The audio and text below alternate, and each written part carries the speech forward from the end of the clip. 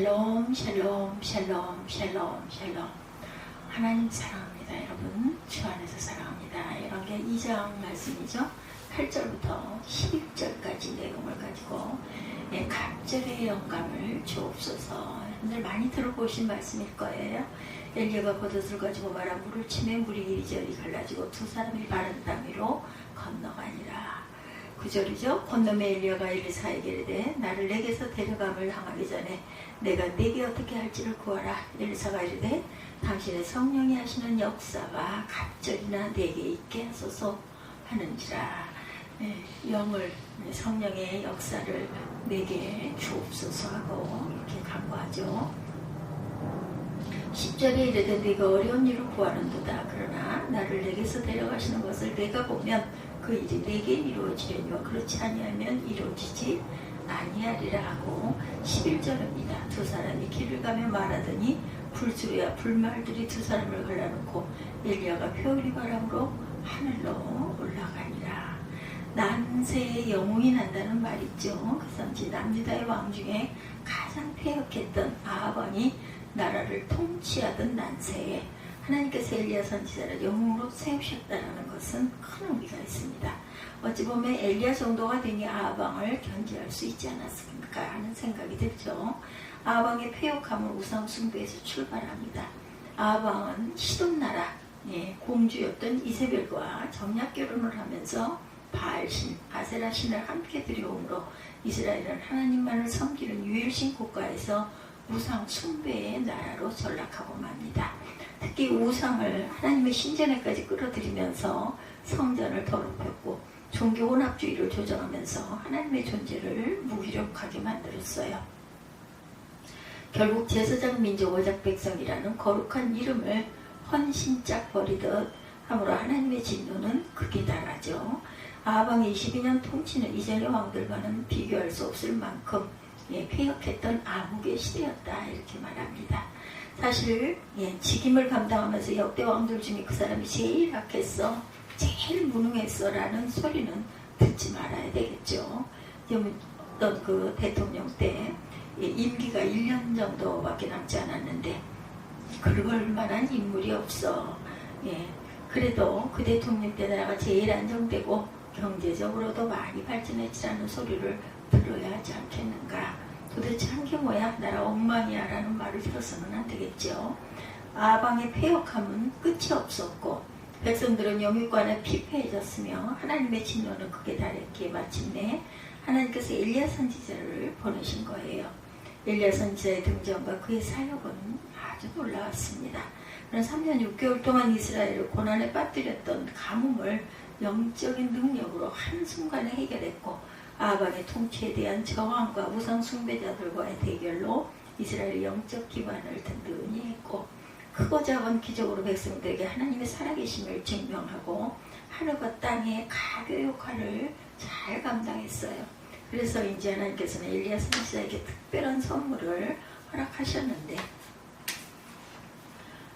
저기 에녹처럼 죽음을 보지 않고 하늘로 승천하게 한 것이죠. 죽음의 관문을 통과하지 않고 곧바로 하늘로 올라가는 것처럼 기쁘고 놀라운 일이 어디 있겠습니까? 우리는 모두 죽음의 과정을 거쳐야 하기에 두려워해요. 특히 사람마다 죽음의 관문을 통과하는 모습이 다르기에 공포스럽기도 합니다. 어떤 이는 늙어서 수완이 다 되어 잠을 자도 죽음을 맞이하고 어떤 이는 질병으로 고통을 겪고 정한 기한보다 앞당겨 죽음을 맞이하고 개중에는 불의의 사고로 급작스럽게 죽음을 맞이하기도 합니다. 서로 다른 모습으로 죽음의 관문을 통과하는데 엘리야 선지자는 이처럼 특출난 지도자였다. 문제는 이렇게 뛰어난 지도자의 뒤를 누가 이을 것인가 라는 일입니다. 이는 백성들의 마음에 전임자에 대한 생각이 깊이 자리잡고 있기 때문이에요. 그래서 후임자가 무슨 일을 해도 전임자와 비교가 될 것이고 후임자는 전임자가 쌓았던 공적을 지키는 일에 힘이 될 것이며 또한 그러다 보면 영적인 지도력을 잃게 될 것이 분명하다. 그래서 능력 있는 목사의 후임으로 안 가는 것이 좋다 이런 말들도 많이 한다고 그래요. 마침내 하나님께서는 엘리야 선지자의 후임으로 엘리사 선지자를 선택하십니다. 엘리사 선지자는 엘리야의 사역과 엘리야의 승천까지를 곁에서 지켜봤고 하나님의 역사하심을 생생하게 체험한 사람이에요. 그러기에 엘리사 선지자는 후임자로 결정된 것에 큰 부담을 가졌을 것이에요. 물론 제자가 스승보다 낫다는 창출어람이라는 말도 있기는 하지만 그러나 구관이 명관이라는 말도 있지 않은가. 문득 엘리사 선지자가 아무리 잘해도 본존일 것 같다라는 생각이 듭니다. 그래서 이제 오늘 본문의 엘리사는 엘리야 선지자에게 당신의 성령이 역사하시는 역사가 갑절이나 내게 있게 하소서. 9절이죠. 이렇게 부탁을 합니다. 언뜻 보면 엘리야 선지자에게 간청하는 것 같으나 엄밀히 말하면 하나님께 올리는 간구이겠죠. 엘리사는 엘리야 선지자보다 갑절이 영감이 없이는 이 사명을 내가 감당할 수 없을 것이다 이렇게 생각을 한 거예요.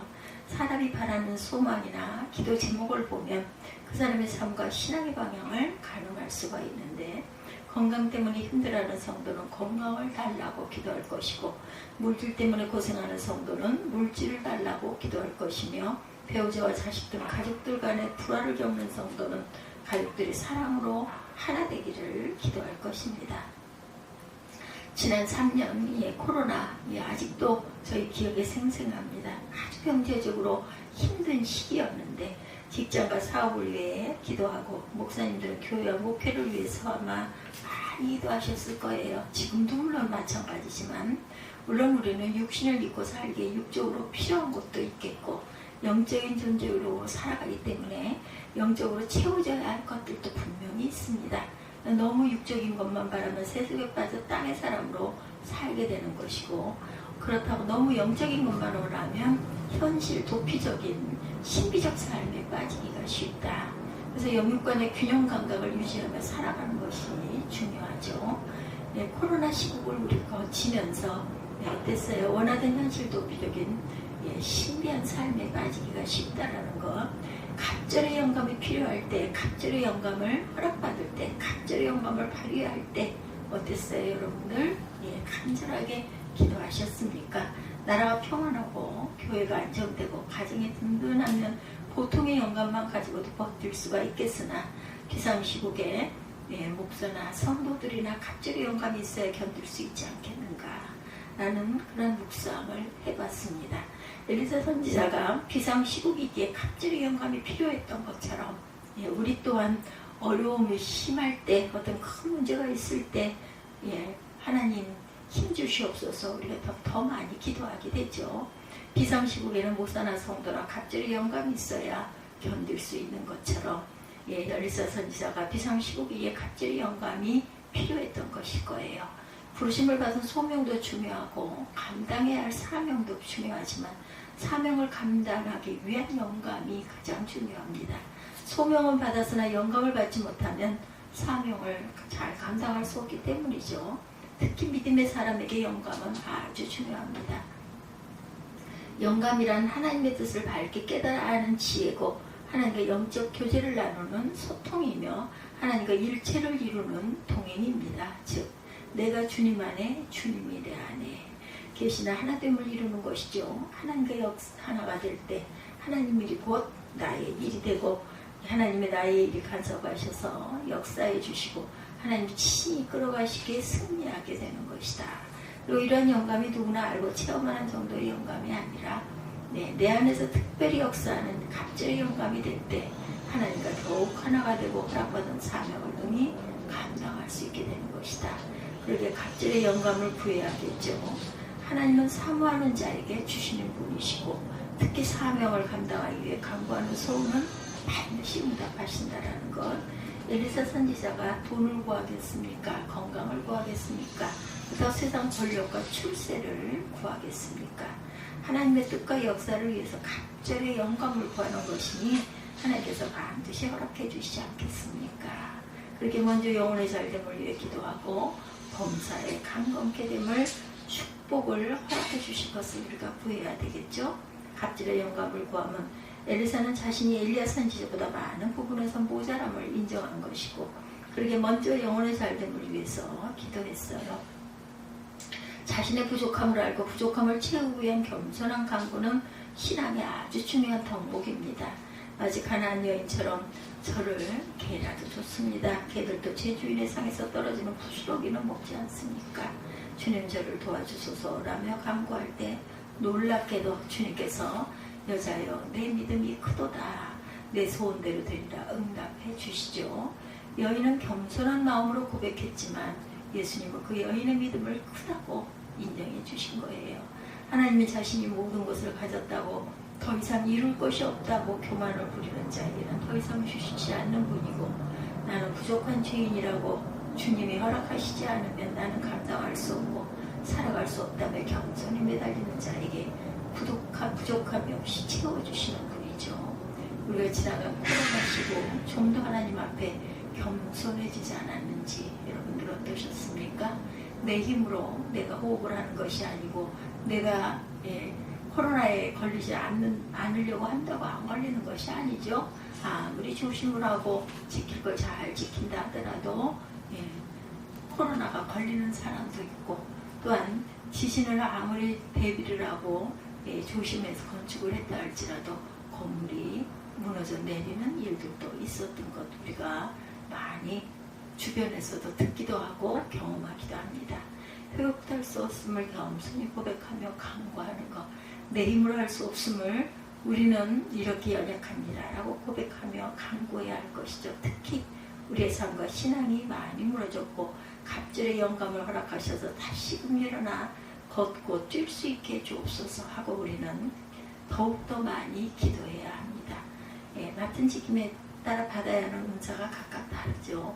노래를 부르는 사람들은 좋은 음성과 따뜻한 감성이 필요하고 글을 쓰는 사람들은 글솜씨와 세상을 읽는 지혜가 필요하고 기계를 만지는 사람들은 정교한 손재주와 원리를 터득하는 지식이 필요합니다.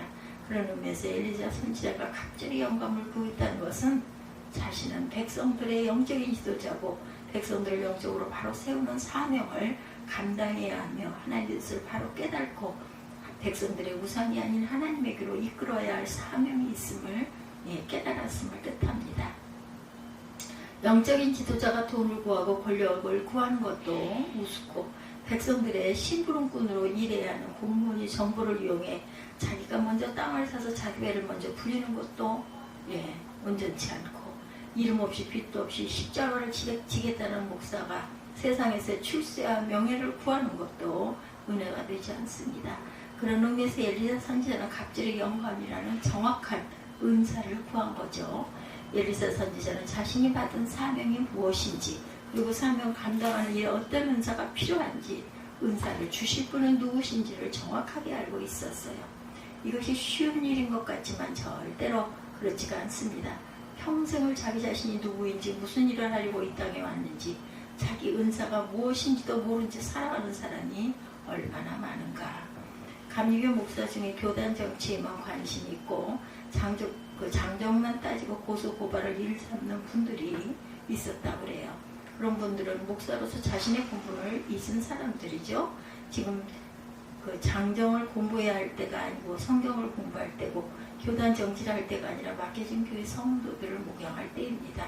자기 교회는 돌보지 않고 하루 종일 광화문 본부에 가서 기웃거리는 목사들, 장로들은 다시 자신의 본분을 다시 한번 깨달아 볼 필요가 있지 않은지 그런 의미에서 엘리사 선지자가 갑절의 영감을 구한 것은 자신에게 맡겨진 사명, 하나님의 나라를 바로 세우고 하나님의 성전을 우상으로부터 지키고 하나님의 백성들을 믿음으로 무장시키기 위함이었던 거죠. 이렇게 거룩한 목적을 위해 갑절의 영감을 구하는 기도를 하나님께서는 외면하지 않으십니다. 목적이 분명한 기도, 목적이 하나님의 영광을 드러내는 기도라면 반드시 하나님께서는 응답하신다는 것. 하나님께서 엘리사 선지자에게 엘리야 때처럼 강물이 갈라지는 기적을 똑같이 행하도록 하신 것이 아니었는지 14절에 증거하고 있죠. 엘리야의 몸에서 떨어진 겉옷을 가지고 물을 치며 이르되 야훼 엘리야야 하나님 야훼는 어디 계시나이까 하고 그도 물을 치며 물이 이리저리 갈라지고 엘리사가 건너가니라. 이렇게 증거하고 있어요. 그는 이미 하나님께서 엘리사 선지자에게 갑절의 영감을 허락하셨음을 보여주는 대목입니다. 그래서 엘리사 선지자의 제자들이 엘리사 선지자를 보고 엘리야의 성령이 하시는 역사가 엘리사 위에 머물었다. 15절에 이렇게 고백하죠. 예. 지난 그 코로나 3년여 동안 목회자와 성도들이 영감이 떨어지기 쉬울 때 어땠어요? 참 많은 찬양과 기도와 행사가 많을 때는 영적으로 충만한 것 같았는데 교회에서 신앙행기들이 멈춰진 영적으로 많이 다운이 되었어요. 그렇죠? 그리고 인터넷 예배나 드리지 이런 그 풍으로 흘러가기도 해서 많이 무료들을 많이 했습니다. 지금은 많이 회복이 됐죠. 고난의 때, 위기 때일수록 갑절의 영감이 있어야 되는 것을, 그래야 모든 위기를 넘어설 수 있음을 하나님 앞에 더 우리가 간구해야 할 줄로 믿습니다. 어떤 고난에도 흔들지 않는 신앙, 오히려 고난의 때 더 빛을 발하는 신앙, 영적인 풍성함으로 육적인 고난을 이겨내는 저와 여러분들이 되시기를 주님의 이름으로 축복합니다.